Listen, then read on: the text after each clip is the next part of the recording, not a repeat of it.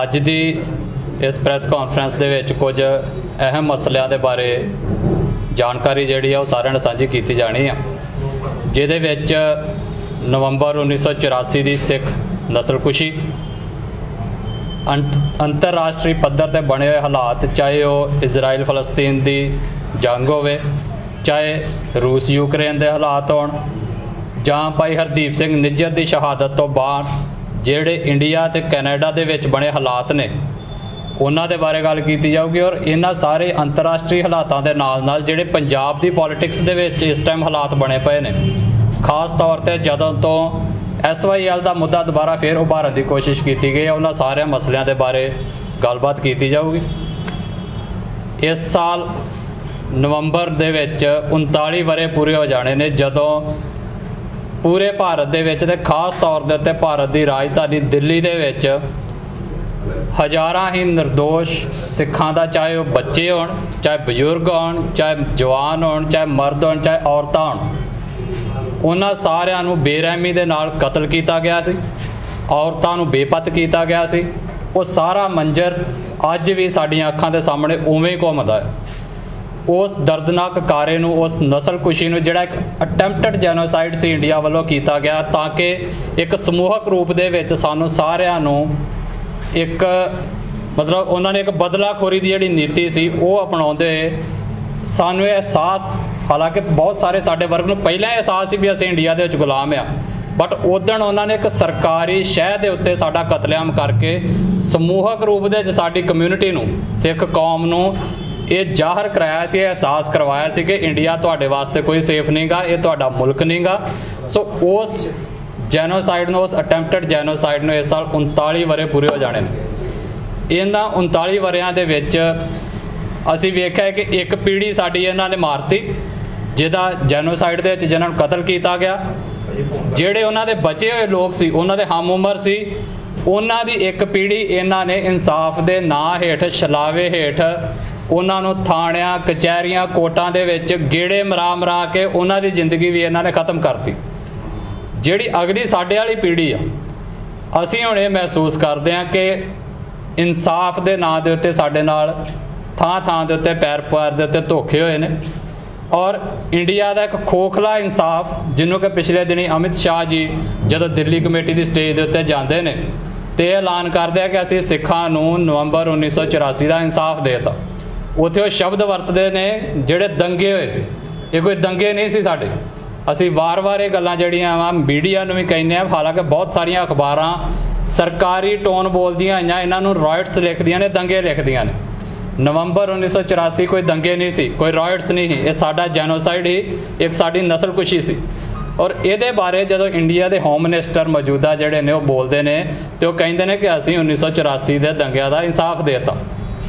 इन्हां दे इंसाफ के मायने की ने कि 35 साल बाद, 36 साल बाद एक बंदे नूं, सज्जन कुमार नूं चुक के जेल दे विच सुट दिओ तो इंसाफ हो गया। हालांकि सारे कहिंदे ने कि justice delayed is justice denied, पर इनू कोई मानदा नहीं गा।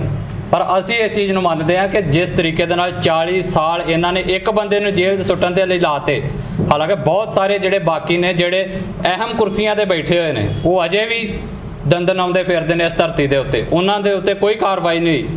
पर जे 40 साल बाद तुसीं एक स्टेज पर चढ़ के इंडिया का मिनिस्टर कहे कि असीं इंसाफ देता तो उन्होंने अपनी पीढ़ी थले सोटा मारना चाहिए कि की इंडिया के इंसाफ के मायने ये ने भी एक पीढ़ी पूरी की पूरी लंघ जाए इंसाफ मंगदी तुहाडे थाने कचहरियां के चक्कर कटदी और तुसीं 40 साल बाद एक बड़ी ही मिठी जी आवाज़ दे सिखां की स्टेज के उत्तों आके कह दो कि जी असीं इंसाफ देता। साडे लिए कोई इंसाफ नहीं गा। 2 पीढ़ियां साडियां खज्जल खुआर हो चुकियां ने। असीं अपनी अगली पीढ़ी जिहड़ी मेरी हम उम्र पीढ़ी आ उन्होंने ये जरूर मैसेज देना चाहुंदा भी साडे वास्ते इंडिया दे विच कोई इंसाफ नहीं गा, ते इंसाफ के मायने भी साडे वास्ते चेंज होने चाहिए ने। इन्हां दियां थाणे कचहरियां कोर्टां दे चक्कर लाने साडे लिए हुण इंसाफ के मायने नहीं रखने चाहिए सानूं, जां 40 साल बाद किसी बंदिआं नूं जेलां दे विच सुੱਟ देना साडे लिए हुण इंसाफ नहीं होना चाहिए। असीं ये मंनदे कि जदों तक पंजाब भारत तो पूरी तरह आज़ाद नहीं हो जाता उदों तक इस जैनोसाइड का कोई इंसाफ नहीं। बहुत सारे सज्जने कह सकते हैं कि दिल्ली दे विच होया सी, इहदे नाल पंजाब की आज़ादी का की लैण देण। असीं ये मनदे आ कि पंजाब सिखां दा पेका घर आ, ਜਦੋਂ ਤੱਕ ਪੇਕਾ ਸੁਖੀ ਨਾ ਹੋਵੇ, ਪੰਜਾਬੀ ਦੀ ਇੱਕ ਕਹਾਵਤ ਵੀ ਆ, ਤੇ ਜਿਹੜੀ ਸਹੁਰੇ ਵੱਸਦੀ ਆ ਉਹ ਵੀ ਇੰਨੀ ਸੌਖੀ ਨਹੀਂ ਵੱਸਦੀ। ਜਿਹੜੇ ਸਿੱਖਾਂ ਦੇ ਅਲੱਗ-ਅਲੱਗ ਥਾਵਾਂ ਤੇ ਵੱਸਦੇ ਲੋਕ ਨੇ, ਜਿੰਨੇ ਵੀ ਸਿੱਖ ਨੇ ਪੂਰੀ ਦੁਨੀਆ ਦੇ ਵਿੱਚ, ਇਹ ਉਦੋਂ ਤੱਕ ਸੁਰੱਖਿਅਤ ਨਹੀਂ ਰਹਿ ਸਕਦੇ ਜਦੋਂ ਤੱਕ ਸਾਡੇ ਕੋਲ ਆਪਣਾ ਇੱਕ ਮੁਲਕ ਨਹੀਂ ਹੋਊਗਾ। ਸੋ ਉਸ ਮੁਲਕ ਦੀ ਪ੍ਰਾਪਤੀ ਦੇ ਲਈ ਅਸੀਂ ਆਪਣਾ ਸੰਘਰਸ਼ ਲਗਾਤਾਰ ਜਾਰੀ ਰੱਖਣਾ ਹੈ। ਮੈਂ ਆਪਣੀ ਸਿੱਖ ਕੌਮ ਦੀ ਅਗਲੀ ਪੀੜ੍ਹੀ ਨੂੰ ਇਹ ਜ਼ਰੂਰ ਅਪੀਲ ਕਰੂੰਗਾ ਔਰ ਉਹਨਾਂ ਤੋਂ ਆਸ ਵੀ ਰੱਖੂੰਗਾ ਕਿ ਜਿਹੜਾ ਪੰਜਾਬ ਦੀ ਆਜ਼ਾਦੀ ਦਾ ਸੰਘਰਸ਼ ਚੱਲ ਰਿਹਾ ਹੈ, ਜਿਹੜੀ ਸਵੈ ਨਿਰਣੇ ਦੇ ਅਧਿਕਾਰ ਦੀ ਲੜਾਈ ਅਸੀਂ ਲੜ ਰਹੇ ਹਾਂ ਲੰਬੇ ਸਮੇਂ ਤੋਂ, ਅਸੀਂ ਸਾਰੇ ਉਸ ਨੂੰ ਜਿਉਂਦਾ ਵੀ ਰੱਖਾਂਗੇ, ਜਗਦਾ ਵੀ ਰੱਖਾਂਗੇ ਔਰ ਆਪਣੀ ਮੰਜ਼ਿਲ ਵੱਲ ਲੈ ਕੇ ਜਾਣ ਦੇ ਲਈ ਉਹਨੂੰ ਕਾਮਯਾਬ ਕਰਨ ਦੇ ਲਈ ਪੂਰਾ ਜ਼ੋਰ ਵੀ ਲਾਵਾਂਗੇ।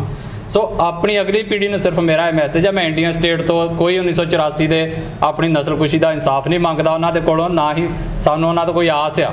ਸਾਡੀ ਅਪੀਲ ਸਿਰਫ ਆਪਣੀ ਕੌਮ ਨੂੰ ਆ, ਆਪਣੇ ਲੋਕਾਂ ਨੂੰ ਆ ਕਿ ਅਸੀਂ ਇਨਸਾਫ ਦੇ ਮਾਇਨੇ ਆਪਣੇ ਤੈਅ ਕਰੀਏ ਔਰ ਸਾਡੇ ਇਨਸਾਫ ਦੇ ਮਾਇਨੇ ਪੰਜਾਬ ਨੂੰ ਪੂਰੀ ਤਰ੍ਹਾਂ ਆਜ਼ਾਦ ਕਰਵਾਉਣਾ ਹੈ। ਔਰ ਇਹੋ ਜਿਹੇ ਜਿਹੜੇ ਘੱਲੂਘਾਰੇ ਨੇ ਇਹ ਦੁਬਾਰਾ ਸਾਡੇ ਤੇ ਨਾ ਵਾਪਰਨ, ਇਹੋ ਜਿਹੇ ਜੈਨੋਸਾਈਡ ਦੁਬਾਰਾ ਨਾ ਵਾਪਰਨ, ਇਹਦੇ ਲਈ ਬਹੁਤ ਜ਼ਰੂਰੀ ਹੁੰਦਾ ਹੈ ਉਹਨਾਂ ਨੂੰ ਯਾਦ ਰੱਖਣਾ। ਕੱਲ੍ਹ ਹੀ ਅਜੇ ਦੁਸ਼ਹਿਰਾ ਲੰਘ ਕੇ ਗਿਆ ਆ, ਸਾਡੇ ਹਿੰਦੂ ਭਰਾ ਸਦੀਆਂ ਬੀਤ ਗਈਆਂ ਨੇ, ਰਾਵਣ ਦੀਆਂ ਕੋਈ ਪੀੜ੍ਹੀਆਂ ਹੁਣ ਮੌਜੂਦ ਨਹੀਂ ਗਈਆਂ, ਨਾ ਰਾਵਣ ਆਪ ਮੌਜੂਦ ਆ, ਨਾ ਹੀ ਜਿਨ੍ਹਾਂ ਦੇ ਨਾਲ ਰਾਵਣ ਨੇ ਮਾੜਾ ਕੀਤਾ ਹੈ ਕੋਈ ਉਹਨਾਂ 'ਚੋਂ ਮੌਜੂਦ ਆ। ਪਰ ਸਦੀਆਂ ਬੀਤਣ ਦੇ ਬਾਵਜੂਦ ਅੱਜ ਵੀ ਸਮੂਹਕ ਰੂਪ ਦੇ ਵਿੱਚ ਰਾਵਣ ਦੇ ਪੁਤਲੇ ਸਾੜੇ ਜਾਂਦੇ ਨੇ। ਜਿਹੜੇ ਲੋਕ ਸਾਨੂੰ ਇਹ ਨਸੀਹਤਾਂ ਦਿੰਦੇ ਨੇ ਕਿ ਭੁੱਲ ਜਾਓ, ਹੁਣ ਛੱਡ ਦਿਓ, 40 ਸਾਲ ਹੋ ਗਏ ਨੇ, ਤੁਸੀਂ ਕਿੰਨਾ ਕੁ ਚਿਰ ਇਹਨਾਂ ਨੂੰ ਯਾਦ ਕਰੀ ਰੱਖੋਗੇ, ਇਨਸਾਫ ਨਹੀਂ ਮਿਲਣਾ। ਅਸੀਂ ਉਹਨਾਂ ਲੋਕਾਂ ਨੂੰ ਇਹ ਕਹਿਣਾ ਚਾਹੁੰਦੇ ਹਾਂ ਕਿ ਪਹਿਲਾਂ ਇਹੋ ਜਿਹੇ ਧਰਮ ਤਿਉਹਾਰ ਜਿਹੜੇ ਮਨਾਉਂਦੇ ਹੋ ਜਾਂ ਤਾਂ ਪਹਿਲਾਂ ਇਹ ਬੰਦ ਕਰੋ, ਨਹੀਂ ਤਾਂ ਸਾਨੂੰ ਇਹ ਫੋਕੀਆਂ ਨਸੀਹਤਾਂ ਦੇਣੀਆਂ ਬੰਦ ਕੀਤੀਆਂ ਜਾਣ। ਸੋ ਅਸੀਂ ਆਪਣੇ ਇਸ ਜੈਨੋਸਾਈਡ ਨੂੰ, ਇਸ ਨਸਲਕੁਸ਼ੀ ਨੂੰ ਰਹਿੰਦੀ ਦੁਨੀਆ ਤੱਕ ਯਾਦ ਰੱਖਾਂਗੇ, ਜਿਨਨੇ ਇੰਡੀਆ ਦਾ ਚਿਹਰਾ ਪੂਰੀ ਦੁਨੀਆ ਦੇ ਵਿੱਚ ਨੰਗਾ ਕੀਤਾ ਹੈ। ਸੋ ਇਸੇ ਤੌਰ ਦੇ ਵਿੱਚ ਦਲ ਖਾਲਸਾ ਜਿਹੜਾ ਹਰ ਸਾਲ ਇਸ ਦਿਨ ਨੂੰ ਅੰਮ੍ਰਿਤਸਰ ਜਾਂ ਹੋਰ ਪੰਜਾਬ ਦੀ ਅਲੱਗ-ਅਲੱਗ ਧਰਤੀ ਦੇ ਉੱਤੇ, ਈਵਨ ਦਿੱਲੀ ਦੇ ਵਿੱਚ ਵੀ ਜਾ ਕੇ ਅਸੀਂ ਬਹੁਤ ਵਾਰ ਜਿਹੜਾ ਇਹ ਦਿਨ ਮਨਾਇਆ ਆ, ਇਸ ਦਿਨ ਨੂੰ ਯਾਦ ਕੀਤਾ ਆ। ਔਰ ਇਸ ਵਾਰ ਵੀ ਅਸੀਂ 1 ਨਵੰਬਰ ਨੂੰ ਇਹ ਦਿਨ ਜਿਹੜਾ ਉਹ ਮਨਾਵਾਂਗੇ ਅੰਮ੍ਰਿਤਸਰ ਸਾਹਿਬ ਦੀ ਧਰਤੀ ਦੇ ਉੱਤੇ। ਔਰ ਇਹ ਦਿਨ ਜਿੱਥੇ ਉਹਨਾਂ ਨਿਰਦੋਸ਼ ਸਿੱਖਾਂ ਨੂੰ ਸਮਰਪਿਤ ਕੀਤਾ ਜਾਊਗਾ ਜਿਹੜੇ ਇਸ ਜੈਨੋਸਾਈਡ ਦਾ ਸ਼ਿਕਾਰ ਹੋਏ ਨੇ, ਉੱਥੇ ਹੀ ਇਹਦੇ ਨਾਲ ਹੋਰ ਵੀ ਜਿਹੜੇ ਸਾਡੇ ਸਿੱਖਾਂ ਦੇ ਤੇ ਪੰਜਾਬ ਦੇ ਮਸਲੇ ਨੇ ਉਹ ਵੀ ਵਿਚਾਰੇ ਜਾਣਗੇ। ਸੋ 1 ਨਵੰਬਰ ਨੂੰ ਅਸੀਂ ਆਜ਼ਾਦੀ ਮਾਰਚ ਅੰਮ੍ਰਿਤਸਰ ਸਾਹਿਬ ਦੀ ਧਰਤੀ ਦੇ ਉੱਤੇ ਕਰਾਂਗੇ। ਇਹ ਮਾਰਚ ਗੁਰਦੁਆਰਾ ਸਾਹਿਬ ਰਣਜੀਤ ਐਵਨਿਊ, ਪਾਤਸ਼ਾਹੀ 6ਵੀਂ ਜਿਹੜਾ ਰਣਜੀਤ ਐਵਨਿਊ ਸਾਹਿਬ ਵਿੱਚ ਗੁਰਦੁਆਰਾ ਆ, ਉੱਥੇ ਪਹਿਲਾਂ ਸਮਾਗਮ ਕੀਤਾ ਜਾਏਗਾ 2 ਵਜੇ। 2 ਵਜੇ ਉੱਥੋਂ ਸਮਾਗਮ ਕਰਨ ਤੋਂ ਬਾਅਦ 4 ਵਜੇ ਇੱਕ ਮਾਰਚ ਦੇ ਰੂਪ ਦੇ ਵਿੱਚ ਅਸੀਂ ਉੱਥੋਂ ਨਿਕਲਾਂਗੇ। ਔਰ ਇਹ ਆਜ਼ਾਦੀ ਮਾਰਚ ਅਸੀਂ ਨਾਮ ਦੇ ਰਹੇ ਇਸ ਨੂੰ, ਕੋਈ ਅਸੀਂ ਇਨਸਾਫ ਦੀ ਮੰਗ ਨਹੀਂ ਕਰ ਰਹੇ ਇਹਨਾਂ ਤੋਂ। ਸਾਡੀ ਮੰਗ ਹੁਣ ਬੜੀ ਸਾਫ਼ ਆ ਔਰ ਉਹ ਇੰਟਰਨੈਸ਼ਨਲ ਹਾਲਾਤਾਂ ਦੇ ਮੱਦੇਨਜ਼ਰ, ਇੰਟਰਨੈਸ਼ਨਲ ਲਾਅਸ ਦੇ ਮੁਤਾਬਕ ਰਾਈਟ ਟੂ ਸੈਲਫ ਡਿਟਰਮੀਨੇਸ਼ਨ ਦੀ। ਸੋ ਉਹ ਮਾਰਚ 4 ਵਜੇ ਗੁਰਦੁਆਰਾ ਸਾਹਿਬ ਤੋਂ ਚੱਲ ਕੇ ਲਾਰੈਂਸ ਰੋਡ ਚੌਂਕ ਜਿਹੜਾ ਨੋਵਲਟੀ ਸਵੀਟਸ ਆ ਉਹਦੇ ਸਾਹਮਣੇ ਆ ਕੇ ਸਮਾਪਤ ਹੋਏਗਾ। ਸੋ ਇਹ ਕਚਹਿਰੀਆਂ ਦੇ ਚੌਂਕ ਥਾਣੀ ਹੁੰਦਾ ਆ, ਟੇਲਰ ਰੋਡ ਥਾਣੀ ਲੰਘ ਕੇ ਲਾਰੈਂਸ ਰੋਡ ਜਿਹੜਾ ਪਹੁੰਚੇਗਾ। ਔਰ ਇਤਫਾਕਨ 1 ਤਰੀਕ ਨੂੰ ਹੀ ਪੰਜਾਬ ਡੇ ਵੀ ਹੁੰਦਾ ਹੈ। ਔਰ ਇਸ ਦਿਨ ਜਿੱਥੇ ਸਿੱਖ ਨਸਲਕੁਸ਼ੀ ਦੇ ਵਿੱਚ ਮਾਰੇ ਗਏ ਸਿੱਖਾਂ ਨੂੰ ਯਾਦ ਕੀਤਾ ਜਾਊਗਾ, ਉੱਥੇ ਹੀ ਪੰਜਾਬ ਦਾ ਜਿਹੜਾ ਮੌਜੂਦਾ ਪੰਜਾਬ ਹੈ ਜਿਹੜਾ, ਇਹਨੂੰ ਬਣੇ ਨੂੰ ਵੀ 57 ਸਾਲ ਹੋ ਜਾਣੇ। ਸੋ ਇਹਨਾਂ 57 ਸਾਲਾਂ ਦਾ ਲੇਖਾ ਜੋਖਾ ਵੀ ਕੀਤਾ ਜਾਊਗਾ ਵੀ ਇਹਨਾਂ 57 ਸਾਲਾਂ 'ਚ ਅਸੀਂ ਕੀ ਖੱਟਿਆ ਤੇ ਕੀ ਹਾਸਲ ਕੀਤਾ ਹੈ ਇਸ ਇੰਡੀਆ ਦੇ ਵਿੱਚ ਰਹਿ ਕੇ। ਸੋ ਇਤਫਾਕਨ ਉਦੋਂ ਜਿਹੜਾ 1 ਨਵੰਬਰ ਨੂੰ ਪੰਜਾਬ ਡੇ ਵੀ ਆ। ਔਰ ਅਸੀਂ ਇਹ ਮੰਨਦੇ ਹਾਂ ਕਿ ਪਿਛਲੇ ਲੰਬੇ ਸਮੇਂ ਤੋਂ ਦਹਾਕੇ ਬੀਤ ਚੁੱਕੇ ਨੇ ਜਦੋਂ ਤੋਂ ਅਸੀਂ ਆਪਣਾ ਭਵਿੱਖ ਇੰਡੀਆ ਦੇ ਨਾਲ ਜੋੜਿਆ ਆ, ਪੰਜਾਬ ਨੂੰ ਇਹਦੇ ਬਣਦੇ ਹੱਕਾਂ ਤੋਂ ਵਾਂਝਿਆ ਰੱਖਿਆ ਗਿਆ ਹੈ। ਚਾਹੇ ਉਹ ਪੰਜਾਬ ਦੇ ਪੰਜਾਬੀ ਬੋਲਦੇ ਇਲਾਕੇ ਹੋਣ, ਚਾਹੇ ਇਹਦੀ ਰਾਜਧਾਨੀ ਹੋਵੇ, ਚਾਹੇ ਇਹਦਾ ਪਾਣੀ ਹੋਵੇ, ਚਾਹੇ ਭਾਖੜਾ ਬਿਆਸ ਮੈਨੇਜਮੈਂਟ ਬੋਰਡ ਦੀ ਗੱਲ ਹੋਵੇ, ਅਨੇਕਾਂ ਇਹੋ ਜਿਹੇ ਮਸਲੇ ਨੇ ਜਿੱਥੇ ਵਾਰ-ਵਾਰ ਪੰਜਾਬ ਨੂੰ ਉਹਦੇ ਆਪਣੇ ਬਣਦੇ ਹੱਕਾਂ ਤੋਂ ਵਾਂਝਿਆ ਰੱਖਿਆ ਗਿਆ। ਸੋ ਉਹਦੇ ਬਾਰੇ ਵੀ ਸਾਰੀ ਜਿਹੜੀ ਗੱਲਬਾਤ ਆ ਉਹ ਉਸ ਦਿਨ ਕੀਤੀ ਜਾਏਗੀ। ਔਰ ਇਹਦੇ ਨਾਲ ਜੁੜਦੀ ਹੀ ਗੱਲ ਜਿਹੜੀ ਆ ਉਹ ਇਹ ਹੁੰਦੀ ਆ ਕਿ SYL ਦਾ ਮੁੱਦਾ ਅੱਜ ਕੱਲ੍ਹ ਬਹੁਤ, ਜਿੰਨੇ ਮੇਨ ਸਟ੍ਰੀਮ ਪੋਲੀਟਿਕਸ ਵਾਲੇ ਨੇ ਉਹਨਾਂ ਨੇ ਬਹੁਤ ਚੁੱਕਿਆ ਹੋਇਆ ਹੈ। ਸਾਰੇ ਇੱਕ ਦੂਜੇ ਦਾ ਸਿਰ ਉੱਚਾ ਕਰ ਕਰਕੇ ਕਹਿੰਦੇ ਵੀ ਅਸੀਂ ਕੁਰਬਾਨੀ ਦੇਵਾਂਗੇ ਪਰ SYL ਨਹੀਂ ਬਣਨ ਦਿੰਦੇ। ਅਸੀਂ ਇਹ ਮੰਨਦੇ ਹਾਂ ਕਿ SYL ਸਾਡੇ ਵਾਸਤੇ ਕੋਈ ਮਸਲਾ ਨਹੀਂ ਇਸ ਵਕਤ। SYL ਇੱਕ ਦਫਨ ਹੋ ਚੁੱਕਿਆ ਮਸਲਾ ਹੈ। ਉਹਨੂੰ ਸਿੱਖਾਂ ਨੇ ਕੁਰਬਾਨੀਆਂ ਦੇ ਕੇ ਇੱਕ ਵਾਰੀ ਬੰਦ ਕਰਤਾ ਹੈ, ਤੇ ਜੇ ਦੁਬਾਰਾ ਕੇਂਦਰ ਉਸ ਨੂੰ ਕਿਤੇ ਦੁਬਾਰਾ ਪੁੱਟਣ ਦੀ ਕੋਸ਼ਿਸ਼ ਕਰੇਗੀ ਤੇ ਇਹ ਜ਼ਾਹਿਰ ਜਿਹੀ ਗੱਲ ਆ, ਉਸ ਤੋਂ ਪਹਿਲਾਂ ਕਿ ਉਹਦੇ 'ਚ ਪਾਣੀ ਵਗੇ, ਉਹਦੇ ਵਿੱਚ ਸਿੱਖਾਂ ਦਾ ਖਾਸ ਤੌਰ ਤੇ ਔਰ ਪੰਜਾਬੀਆਂ ਦਾ ਸਮੂਹਕ ਰੂਪ ਦੇ ਵਿੱਚ ਪਹਿਲਾਂ ਖੂਨ ਵਗੇਗਾ। ਔਰ ਪੰਜਾਬ ਇੱਕ ਵਾਰ ਅੱਗ ਦੀ ਬਲ ਦੇ ਵਿੱਚ ਫਿਰ ਮਤਲਬ ਪੂਰੀ ਅੱਗ ਦੇ ਵਿੱਚ ਜਲੇਗਾ, फिर ही इंडिया जिहड़ा आ ये हिम्मत कर पाऊगा कि SYL का टक दोबारा लाया जा सके। पर असीं नाल दी नाल ये भी महसूस करते हैं, समझते हैं भी ये गल बिल्कुल नज़रों परोके नहीं करते भी इंडिया इदा कर नहीं सकता, पर जे करेगा तो उन्होंने हर पक्षों पंजाब का रोह जिहड़ा उहदा सामना करना पऊगा। पर नाल दी नाल हकीकत यह भी है कि SYL एक हुण दफन हो चुका मुद्दा है, जिहदे उत्ते ये सारियां पार्टियां बराबर दियां दोषी ने, ये सारे इक्को हमाम दे विच नंगे ने, चाहे वह कांग्रेसी ने चाहे अकाली ने। सो इन्हां वल्लों वार वार जिहड़े दावे किए जा रहे कि असीं पंजाब दे पानी बचावांगे, असीं निकलन नहीं देवांगे, असीं ये करांगे, ये फोकले दावे ने। जे इन्हां दे विच वाकिया हिम्मत आ जिहड़ी इन्हां 1 नवंबर दी भगवंत मान साहब होणां ने कहता कि असीं डिबेट करांगे SYL दे उत्ते, जे तुहाडे विच इन्नी हिम्मत है कि तुसीं हुण पंजाब दे मसलिआं नूं, पंजाब दे खास तौर ते पाणीआं दे मसलिआं नूं नजिठण लई तैयार हो, ते फिर हिम्मत करो ते इकट्ठे हो के जिहड़ी डिबेट तुसीं आपस दे विच करदे फिरदे हो, एक दूजे नूं चैलेंज मारदे फिरदे हो, ये चैलेंज इकट्ठे होकर दिल्ली नूं मारो कि जिहड़ा पानी साडा जा रहा है ऑलरेडी गैर रायपेरियन सूबिਆਂ ਨੂੰ ਅਸੀਂ नहीं जाण देना, ते ओहदी रॉयल्टी लैण दी गल करो। जे साडे कोल वाधू पानी होऊगा ते तां भी पंजाब डिसाइड करूगा भी असीं किन्नू देना है ते किवें देना है। जिहड़ी दिल्ली दे विच दखलअंदाजी आ ਉਹਨੂੰ चैलेंज करन दे लई की पंजाब दा कोई भी इन्हां चों लीडर अगे आउण लई तैयार है? इन्हां लई सवाल ये है। और मसला कला SYL दा नहींगा, मसला ते बाकी नहरां दे राहीं ਜਿਹੜਾ नॉन रायपेरियन स्टेट्स ਨੂੰ पंजाब ਦਾ 55% ਤੋਂ ਵੱਧ ਪਾਣੀ ਜਾ ਰਿਹਾ ਉਹਨੂੰ ਢੱਕਣ ਦਾ ਹੈ। ਸੋ ਉਹਦੇ ਬਾਰੇ ਜਿਹੜੀਆਂ ਵਾ ਉਦਣ ਵਿਚਾਰਾਂ ਵੀ ਹੋਣਗੀਆਂ ਔਰ ਉਹਦੇ ਬਾਰੇ ਰਣਨੀਤੀ ਵੀ ਘੜੀ ਜਾਊਗੀ ਵੀ ਜਿਹੜੇ ਪੰਜਾਬ ਦੇ ਇਹੋ ਜਿਹੇ ਮਸਲੇ ਨੇ, ਚਾਹੇ ਪਾਣੀਆਂ ਦਾ, ਚਾਹੇ ਰਾਜਧਾਨੀ ਦਾ, ਚਾਹੇ ਹੋਰ ਜਿੰਨੇ ਵੀ ਮਸਲੇ ਨੇ, ਉਹਨਾਂ ਚੀਜ਼ਾਂ ਨੂੰ ਵੀ ਉਦਣ ਉੱਥੇ ਵਿਚਾਰਿਆ ਜਾਊਗਾ ਔਰ ਉਹਦੇ ਬਾਰੇ ਪੰਜਾਬ ਦੇ ਲੋਕਾਂ ਨੂੰ ਸੁਚੇਤ ਕੀਤਾ ਜਾਊਗਾ। ਔਰ ਖਾਸ ਤੌਰ ਤੇ ਇਹਨਾਂ ਰਾਜਨੀਤਿਕ ਪਾਰਟੀਆਂ ਦੇ ਚੁੰਗਲ ਤੋਂ ਬਾਹਰ ਨਿਕਲਣ ਦੇ ਜਿਹੜੀ ਗੱਲ ਆ ਉਹ ਬੜੀ ਕਲੈਰਿਟੀ ਦੇ ਨਾਲ ਉੱਥੇ ਕੀਤੀ ਜਾਊਗੀ। ਸੋ ਪੰਜਾਬ ਡੇ ਔਰ ਸਿੱਖ ਨਸਲਕੁਸ਼ੀ ਇਹ ਦੋਵੇਂ ਚੀਜ਼ਾਂ ਜਿਹੜੀਆਂ ਆ ਉੱਥੇ ਵਿਚਾਰੀਆਂ ਜਾਣਗੀਆਂ। ਔਰ ਇਹਦੇ ਨਾਲ ਨਾਲ ਜਿਹੜੀ ਨਸਲਕੁਸ਼ੀ ਦੀ ਅਸੀਂ ਗੱਲ ਕਰਦੇ ਆ, ਵੇਖੋ ਇਹ ਇਕੱਲੀ ਨਵੰਬਰ ਦੇ ਵਿੱਚ 3 ਦਿਨਾਂ ਬਾਅਦ ਮੁੱਕ ਨਹੀਂ ਗਈ। ਅਸੀਂ ਇਹ ਮੰਨਦੇ ਕਿ ਇਹਦੀ ਲੜੀ ਅੱਜ ਵੀ ਜਾਰੀ। ਇੰਡੀਆ ਨੇ ਉਹਦੇ ਰੂਪ ਬਦਲ ਲਏ ਨੇ और भाई हरदीप सिंह निज्जर का एक्सट्रा जुडिशियल कतल इस गल का गवाह है, लेटेस्ट है। हालांकि उन्होंने पहला भी एक पूरा लंबा समा 1.5 दहाका साढ़े कतल किए, चाहे पंजाब या बाकी इंडिया के विच, बट वो फिर भी 95 ते आके बहुत सारी दुनिया मुका देंदी कि 95 तक आउंदे आउंदे गल्लां मुक गईयां सारियां। पर नहीं, आ हुण जे कुछ महीने पहला ही भाई हरदीप सिंह निज्जर या भाई परमजीत सिंह पंजवड़ इन्हां दे एक्सट्रा जुडिशियल जिहड़े गैर न्यायिक कतल ने, ये इस गल की गवाही है कि इंडिया ने अज भी सिखां नूं खत्म करन दा, उन्हां दा खुरा खोज मिटाउण दा जिहड़ा उन्हां दा एक अपना मकसद आ उन्होंने लगातार जारी रखा है। उहदे रूप बदलते ने इन्हां ने। और जिस तरीके दे नाल भाई हरदीप सिंह निज्जर के केस दे विच मोदी की सरकार ने कनेडा का साथ देण तो इन्वैस्टिगेशन दे विच चुप धारी आ, ये इस गल की गवाही है कि ये कंप्लीटली इंडियन सरकार का और इंडियन एजेंसीज का हाथ आ। और कला कैनेडा ही नहीं, ਜਿਹੜੀਆਂ ਦੁਨੀਆ ਦੀਆਂ ਦੂਸਰੀਆਂ ਤਾਕਤਾਂ ਨੇ ਜਿਨ੍ਹਾਂ ਨੂੰ ਖਾਸ ਤੌਰ ਤੇ 5 ਆਈਜ਼ ਕਿਹਾ ਜਾਂਦਾ, ਔਰ ਜਿਸ ਤਰੀਕੇ ਦੇ ਨਾਲ UK ਔਰ US ਭਾਈ ਹਰਦੀਪ ਸਿੰਘ ਨਿੱਜਰ ਦੇ ਕੇਸ ਦੇ ਵਿੱਚ ਕੈਨੇਡਾ ਦੇ ਮਗਰ ਖੜਾ ਆ, ਉਸ ਤੋਂ ਬਾਅਦ ਇੰਡੀਆ ਇੱਕਦਮ ਆਪਣੇ ਆਪ ਨੂੰ ਕੱਲਿਆ ਮਹਿਸੂਸ ਕਰਦਾ ਹੈ। ਔਰ ਉਸ ਕੱਲੇਪਨ ਨੂੰ ਢੱਕਣ ਦੇ ਲਈ ਵੀ ਫਿਰ ਇਹਨਾਂ ਨੇ ਸ਼ਿਕਾਰ ਇੰਡੀਆ ਨੂੰ ਬਣਾਇਆ, ਉਹ ਸੌਰੀ ਸਿੱਖਾਂ ਨੂੰ ਬਣਾਇਆ ਇੰਡੀਆ ਨੇ। ਔਰ ਕਿਵੇਂ ਬਣਾਇਆ ਤੁਸੀਂ ਵੇਖੋ, ਇਹਨਾਂ ਨੇ ਇੱਕ ਤੀਰ ਦੇ ਨਾਲ 2 ਨਿਸ਼ਾਨੇ ਮਾਰੇ ਨੇ, ਜਾਂ ਕੋਸ਼ਿਸ਼ ਕੀਤੀ ਆ ਮਾਰਨ ਦੀ, ਨਿਸ਼ਾਨੇ ਵੱਜੇ ਨਹੀਂ ਵੱਜੇ ਉਹ ਬਾਅਦ ਦੀ ਗੱਲ। ਜਿਹੜੇ ਕੈਨੇਡੀਅਨ ਡਿਪਲੋਮੈਟਸ ਇਹਨਾਂ ਨੇ ਇੰਡੀਆ ਦੀ ਧਰਤੀ ਤੋਂ ਕੱਢਣ ਦੀ ਗੱਲ ਕੀਤੀ ਸੀ ਔਰ ਉਹ ਲੈ ਕੇ ਵੀ ਗਏ ਨੇ ਵਾਪਸ, ਉਹਦੇ ਨਾਲ ਇਹਨਾਂ ਨੇ 2 ਤਰ੍ਹਾਂ ਦੇ ਨਿਸ਼ਾਨੇ ਮਾਰੇ ਨੇ। ਇੱਕ, ਇੰਡੀਆ ਨੇ ਆਪਣੀ ਹਿੰਦੂਤਵੀ ਬੈਲਟ ਦੇ ਵਿੱਚ ਇਸ ਗੱਲ ਦਾ ਮੈਸੇਜ ਦੇਣ ਦੀ ਕੋਸ਼ਿਸ਼ ਕੀਤੀ ਮੋਦੀ ਸਰਕਾਰ ਨੇ ਕਿ ਅਸੀਂ ਬੜੇ ਪੱਕੇ ਆ ਦੇਸ਼ ਪ੍ਰਤੀ, ਅਸੀਂ ਬੜੇ ਦੇਸ਼ ਪ੍ਰਤੀ ਵਫਾਦਾਰ ਆ, ਔਰ ਜੇ ਕੋਈ ਦੇਸ਼ ਦੇ ਖਿਲਾਫ ਬੋਲੇਗਾ ਤੇ ਅਸੀਂ ਬਰਦਾਸ਼ਤ ਨਹੀਂ ਕਰਾਂਗੇ, ਚਾਹੇ ਉਹ ਦੁਨੀਆ ਦੀ ਕੋਈ ਤਾਕਤ ਹੋਵੇ। ਸੋ ਇਹ ਇੱਕ ਖੋਖਲਾ ਮੈਸੇਜ ਦੇਣ ਦੀ ਕੋਸ਼ਿਸ਼ ਕੀਤੀ। ਉਹਦੇ ਨਾਲ ਦੂਸਰਾ ਜਿਹੜਾ ਇਹਨਾਂ ਨਿਸ਼ਾਨਾ ਮਾਰਨ ਦੀ ਕੋਸ਼ਿਸ਼ ਕੀਤੀ ਉਹ ਇਹ ਕਿ ਪੰਜਾਬੀਆਂ ਨੂੰ ਹੀ ਆਪਸ ਦੇ ਵਿੱਚ ਪਾੜਿਆ ਜਾਵੇ। ਉਹ ਕਿਵੇਂ ਕਿ ਜਿਹੜੇ ਡਿਪਲੋਮੈਟਸ ਗਏ ਨੇ ਅੰਬੈਸੀਆਂ ਦੇ ਵਿੱਚੋਂ, ਇਹਦੇ ਨਾਲ ਜੇ ਕੋਈ ਸਭ ਤੋਂ ਜ਼ਿਆਦਾ ਇਫੈਕਟ ਹੋਏਗਾ, ਸਭ ਤੋਂ ਜ਼ਿਆਦਾ ਕਿਸੇ ਤੇ ਅਸਰ ਪੈਣ ਜਾ ਰਿਹਾ ਆ, ਤੇ ਉਹ ਅਸੀਂ ਸਾਰੇ ਜਾਣਦੇ ਹਾਂ ਜਿਹੜੇ ਪੰਜਾਬ ਦੇ ਖਾਸ ਤੌਰ ਤੇ ਸਟੂਡੈਂਟਸ ਜਾਂ ਜਿਹੜੇ ਪੰਜਾਬ ਦੇ ਲੋਕ ਕੈਨੇਡਾ ਦੇ ਵਿੱਚ ਜਾ ਕੇ ਵਸੇ ਨੇ, ਉਹਨਾਂ ਨੂੰ ਵੀਜ਼ਾ ਸਰਵਿਸਿਜ਼ ਦੇ ਉੱਤੇ ਜਾ ਕੇ ਅਸਰ ਪਏਗਾ। ਸੋ ਉਹ ਸਾਡੇ ਹੀ ਲੋਕਾਂ ਦੇ ਵਿੱਚ ਸਾਨੂੰ ਵਿਲਨ ਬਣਾਉਣ ਦੀ ਕੋਸ਼ਿਸ਼ ਕਰੇਗਾ ਵੀ ਖਾਲਿਸਤਾਨੀਆਂ ਦੇ ਕਰਕੇ ਅਸੀਂ ਉਹਨਾਂ ਦੇ ਡਿਪਲੋਮੈਟਸ ਕੱਢੇ, ਇਸ ਕਰਕੇ ਤੁਹਾਡੇ ਵੀਜ਼ਿਆਂ ਦੇ ਵਿੱਚ ਇੰਨੀ ਦੇਰੀ ਹੋ ਰਹੀ ਹੈ। ਸੋ ਇਹ ਇੱਕ ਤੀਰ ਦੇ ਨਾਲ 2 ਨਿਸ਼ਾਨੇ ਮਾਰਨ ਦੀ ਇੰਡੀਆ ਜਿਹੜਾ ਕੋਸ਼ਿਸ਼ ਕਰ ਰਿਹਾ ਆ। ਸੋ ਇਹਦੇ ਬਾਰੇ ਸਾਡੇ ਲੋਕ ਸੁਚੇਤ ਰਹਿਣ ਔਰ ਇਸ ਗੱਲ ਨੂੰ ਮੰਨਣ ਕਿ ਪੰਜਾਬ ਦੇ ਵਿੱਚ ਇੱਕ ਪ੍ਰੋਬਲਮ ਆ, ਸਿੱਖਾਂ ਦੀ ਇੱਕ ਇੰਡੀਆ ਦੇ ਨਾਲ ਪ੍ਰੋਬਲਮ ਆ, ਔਰ ਉਸ ਪ੍ਰੋਬਲਮ ਦਾ ਪੀਸਫੁਲੀ ਹੱਲ ਹੋਣਾ ਚਾਹੀਦਾ। ਅਸੀਂ ਨਹੀਂ ਚਾਹੁੰਦੇ ਕਿ ਇਸ ਖਿੱਤੇ ਦਾ ਹਾਲਾਤ ਵੀ ਇਜ਼ਰਾਈਲ ਫਲਸਤੀਨ ਵਰਗਾ ਹੋਵੇ। ਅਸੀਂ ਨਹੀਂ ਚਾਹੁੰਦੇ ਕਿ ਇਸ ਖਿੱਤੇ ਦਾ ਹਾਲਾਤ ਵੀ ਰਸ਼ੀਆ ਤੇ ਯੂਕਰੇਨ ਵਰਗਾ ਹੋਵੇ ਵੀ ਨਿਰਦੋਸ਼ਾਂ ਦਾ ਖੂਨ ਡੁੱਲੇ। ਅਸੀਂ ਚਾਹੁੰਦੇ ਹਾਂ ਕਿ ਇੰਡੀਆ ਸਾਡੇ ਪੀਸਫੁਲ ਸਟਰਗਲ ਨੂੰ, ਸਾਡੇ ਇੱਕ ਪੋਲੀਟੀਕਲ ਸਟਰਗਲ ਨੂੰ ਪੋਲੀਟੀਕਲੀ ਹੱਲ ਕਰੇ ਔਰ ਸਾਨੂੰ ਰਾਈਟ ਟੂ ਸੈਲਫ ਡਿਟਰਮੀਨੇਸ਼ਨ ਦੇਵੇ। ਔਰ ਇੰਟਰਨੈਸ਼ਨਲ ਲਾਅਸ ਦੇ ਮੁਤਾਬਕ ਹਰ ਕੌਮ ਨੂੰ ਇਹ ਰਾਈਟ ਆ ਕਿ ਉਹ ਰਾਈਟ ਟੂ ਸੈਲਫ ਡਿਟਰਮੀਨੇਸ਼ਨ ਦਾ ਜਿਹੜਾ ਅਧਿਕਾਰ ਆ ਉਹਦੇ ਰਾਹੀਂ ਪਲੈਬੀਸਾਈਡ ਰੈਫਰੈਂਡਮ ਦੇ ਰਾਹੀਂ ਆਪਣੀ ਕਿਸਮਤ ਕੱਢ ਸਕਦੀ ਆ। ਸੋ ਇੰਡੀਆ ਨੂੰ ਚਾਹੀਦਾ ਕਿ ਮੈਚਿਓਰਿਟੀ ਵਿਖਾਲੇ ਔਰ ਜੋ ਹਾਲਾਤ ਬਾਕੀ ਦੁਨੀਆ ਦੇ ਵਿੱਚ ਇਸ ਟਾਈਮ ਬਣੇ ਪਏ ਨੇ ਜੰਗੀ ਹਾਲਾਤ, ਉਹੋ ਜਿਹੇ ਹਾਲਾਤ ਇਸ ਖਿੱਤੇ ਦੇ ਵਿੱਚ ਨਾ ਬਣਨ। ਸੋ ਉਹਦੇ ਲਈ ਇੰਡੀਆ ਨੂੰ ਮੈਚਿਓਰਿਟੀ ਵਿਖਾਲਣ ਦੀ ਜਿਹੜੀ ਜ਼ਰੂਰਤ ਆ।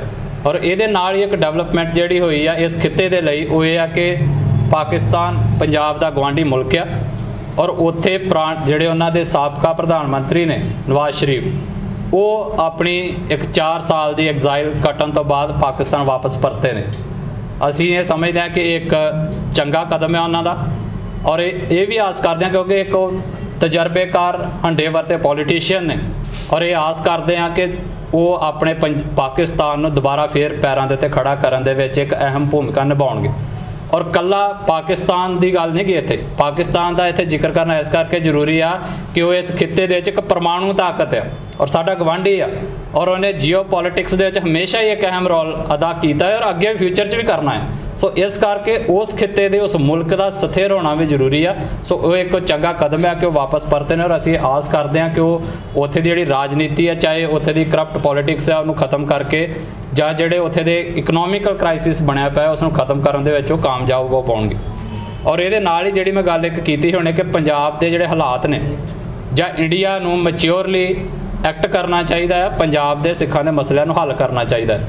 ਅਸੀਂ ਨਹੀਂ ਚਾਹੁੰਦੇ ਕਿ ਇੱਥੇ ਕਿਸੇ ਦਾ ਖੂਨ ਡੁੱਲੇ ਜਿਸ ਤਰੀਕੇ ਦੇ ਨਾਲ ਹੁਣ ਇਜ਼ਰਾਈਲ ਤੇ ਫਲਸਤੀਨ ਦੀ ਜੰਗ ਦੇ ਵਿੱਚ ਹੋ ਰਿਹਾ। ਬੱਚੇ ਜਿਸ ਤਰੀਕੇ ਦੇ ਨਾਲ ਵਿਲਕ ਰਹੇ ਨੇ, ਪਾਣੀ ਖੁਣੋ ਭੁੱਖ ਦੇ ਨਾਲ ਮਰ ਰਹੇ ਨੇ, ਜਿਸ ਤਰੀਕੇ ਦੇ ਨਾਲ ਮਲਬਿਆਂ ਦੇ ਥੱਲੇ ਉਹਨਾਂ ਦੀਆਂ ਲਾਸ਼ਾਂ ਕੱਢੀਆਂ ਜਾ ਰਹੀਆਂ ਨੇ, ਚਾਹੇ ਉਹ ਬੱਚੇ ਕਿਸੇ ਦੇ ਵੀ ਹੋਣ, ਚਾਹੇ ਫਲਸਤੀਨ ਵਾਲਿਆਂ ਦੇ ਹੋਣ ਤੇ ਚਾਹੇ ਇਜ਼ਰਾਈਲ ਵਾਲਿਆਂ ਦੇ ਹੋਣ, ਉਹਨੂੰ ਵੇਖ ਕੇ ਕਰੀ ਦਿਲ ਰੂਹ ਕੰਬਦੀ ਆ ਵੀ ਇਨਸਾਨੀਅਤ ਕਿੱਧਰ ਨੂੰ ਜਾ ਰਹੀ ਹੈ। ਔਰ ਜਿਸ ਤਰੀਕੇ ਦੇ ਨਾਲ ਦੁਨੀਆ ਦੀਆਂ ਤਾਕਤਾਂ ਨੇ ਇਜ਼ਰਾਈਲ ਨੂੰ ਖੁੱਲ੍ਹੇ ਹੱਥ ਦਿੱਤੇ ਹੋਏ ਨੇ ਕਿ ਉਹ ਕਹਿ ਰਿਹਾ ਹੈ ਕਿ ਇਜ਼ਰਾਈਲ ਡਿਫੈਂਡ ਕਰਨ ਦੇ ਲਈ ਕੋਈ ਵੀ ਕਦਮ ਚੁੱਕ ਸਕਦਾ ਹੈ। ਇਹ ਉਹੀ ਇੱਕ ਜਿਹੜੀ ਇਹ ਖੁੱਲ੍ਹ ਦਿੱਤੀ ਹੈ ਇਜ਼ਰਾਈਲ ਨੂੰ, ਇਹ ਇੰਨੀ ਘਾਤਕ ਸਿੱਧ ਹੋ ਰਹੀ ਹੈ ਕਿ ਅੱਜ ਹਰ ਪਾਸੇ ਉੱਥੇ ਬੇਗੁਨਾਹਾਂ ਦੇ ਖੂਨ ਡੁੱਲ ਰਹੇ ਨੇ। ਜਿਸ ਤਰੀਕੇ ਦੇ ਨਾਲ ਹਸਪੀਟਲ ਦੇ ਵਿੱਚ ਲਾਸ਼ਾਂ ਦੇ ਉੱਤੇ ਖੜ ਕੇ ਡਾਕਟਰ ਪ੍ਰੈਸ ਕਾਨਫਰੰਸ ਕਰਦੇ ਨੇ, ਇਹ ਮਨੁੱਖਤਾ ਨੂੰ ਇੱਕ ਤਰੀਕੇ ਦੇ ਨਾਲ ਸ਼ਰਮਸ਼ਾਰ ਕਰਨ ਵਾਲੀ ਗੱਲ ਹੈ। ਸੋ ਸਾਨੂੰ ਸੋਚਣਾ ਚਾਹੀਦਾ ਕਿ ਅਸੀਂ ਜਾ ਕਿੱਧਰ ਨੂੰ ਰਹੇ ਹਾਂ ਇਨਸਾਨੀਅਤ ਤੌਰ ਤੇ ਪੂਰੀ ਦੁਨੀਆ ਨੂੰ। ਇੱਕ ਜੰਗ ਅਜੇ ਮੁੱਕੀ ਨਹੀਂ ਆ ਰਸ਼ੀਆ ਤੇ ਯੂਕਰੇਨ ਦੀ, ਦੂਸਰੀ ਉੱਧਰ ਲੱਗੀ ਪਈ ਹੈ। ਸੋ ਉਹਨਾਂ ਹਾਲਾਤਾਂ ਦੇ ਵਿੱਚੋਂ ਵੇਖੋ, ਮੈਂ ਫਿਰ ਇਹ ਕਹਿ ਰਿਹਾ, ਖੂਨ ਕਿਸੇ ਪਾਸੇ ਵੀ ਡੁੱਲੇ, ਕਿਸੇ ਵੀ ਮਨੁੱਖ ਦਾ ਡੁੱਲੇ, ਕੀਮਤੀ ਜਾਨਾਂ ਨਹੀਂ ਜਾਣੀਆਂ ਚਾਹੀਦੀਆਂ, ਚਾਹੇ ਉਹ ਤੁਹਾਡੇ ਵਿਰੋਧੀ ਦੀਆਂ ਹੋਣ ਤੇ ਚਾਹੇ ਤੁਹਾਡੇ ਆਪਣੇ ਖੇਮੇ ਦੀਆਂ ਹੋਣ, ਚਾਹੇ ਉਹ ਜਾਨਾਂ ਇਜ਼ਰਾਈਲ ਦੀਆਂ ਜਾਣ ਤੇ ਚਾਹੇ ਉਹ ਫਲਸਤੀਨੀਆਂ ਦੀਆਂ ਜਾਣ, ਚਾਹੇ ਉਹ ਇੰਡੀਆ ਦੀਆਂ ਜਾਣ ਤੇ ਚਾਹੇ ਸਿੱਖਾਂ ਦੀਆਂ ਜਾਣ, ਸਾਰਿਆਂ ਦੀ ਕੀਮਤ ਬਰਾਬਰ ਆ। ਸੋ ਇੰਡੀਆ ਨੂੰ ਸਿੱਖਣਾ ਚਾਹੀਦਾ ਇਹਨਾਂ ਚੀਜ਼ਾਂ ਤੋਂ ਕਿ ਉਹ ਆਪਣੇ ਇਸ ਖਿੱਤੇ ਦੇ ਹਾਲਾਤ ਉਸ ਪੱਧਰ ਤੇ ਨਾ ਜਾਣ ਦੇਵੇ ਔਰ ਉਹਦੇ ਲਈ ਇਹਨੂੰ ਮੈਚਿਓਰਲੀ ਐਕਟ ਕਰਨਾ ਚਾਹੀਦਾ। ਇੱਕ ਡੈਮੋਕ੍ਰੈਟਿਕ ਮੁਲਕ ਹੋਣ ਦਾ ਜਿਹੜਾ ਦਾਅਵਾ ਕਰਦਾ ਆ, ਉਹਦੇ ਲਈ ਫਿਰ ਇਹ ਡੈਮੋਕ੍ਰੈਟਿਕ ਜਿਹੜੇ ਰਾਈਟਸ ਨੇ ਲੋਕਾਂ ਦੇ ਉਹਨੂੰ ਬਹਾਲ ਕਰੇ। ਔਰ ਅਸੀਂ ਦੁਨੀਆ ਨੂੰ ਵੀ ਇਹ ਜ਼ਰੂਰ ਆਪਣੇ ਵੱਲੋਂ ਦਲ ਖਾਲਸਾ ਵੱਲੋਂ ਇਹ ਮੈਸੇਜ ਦੇਣਾ ਚਾਹੁੰਦੇ ਹਾਂ ਕਿ ਉਹ ਜਿਹੜੀ ਇਜ਼ਰਾਈਲ ਫਲਸਤੀਨ ਦੀ ਜੰਗ ਦੇ ਉੱਤੇ ਜਿਸ ਤਰੀਕੇ ਦੇ ਨਾਲ ਜਿਹੜੇ ਬੋਲ ਰਹੇ ਨੇ ਉਹ ਇਜ਼ਰਾਈਲ ਨੂੰ ਖੁੱਲ੍ਹ ਦੇ ਰਹੇ ਨੇ ਤੇ ਜਿਹੜੇ ਬਹੁਤੇ ਖਾਮੋਸ਼ ਨੇ ਔਰ ਜਿਸ ਤਰੀਕੇ ਦੇ ਨਾਲ ਉੱਥੇ ਇੰਟਰਨੈਸ਼ਨਲ ਲਾਅਸ ਨੂੰ ਵਾਇਲੇਟ ਕੀਤਾ ਜਾ ਰਿਹਾ, ਜੰਗ ਲੱਗੀ ਵੀ ਹੋਵੇ ਤਾਂ ਵੀ ਕੋਈ ਇਹ ਮਨੁੱਖੀ ਕਦਰਾਂ ਕੀਮਤਾਂ ਨਹੀਂ ਹੈ ਕਿ ਤੁਸੀਂ ਉਹਨਾਂ ਦੀ ਜਿਹੜੀ ਏਡ ਆ ਉਹਨੂੰ ਡੱਕ ਕੇ ਬਹਿ ਜਾਓ।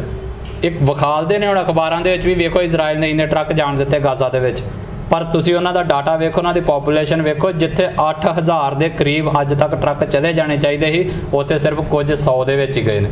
ਸੋ ਉਹ ਕਿੱਥੋਂ ਕੀਮਤ ਪੂਰੀ ਹੋਏਗੀ ਉਹਨਾਂ ਦੀ?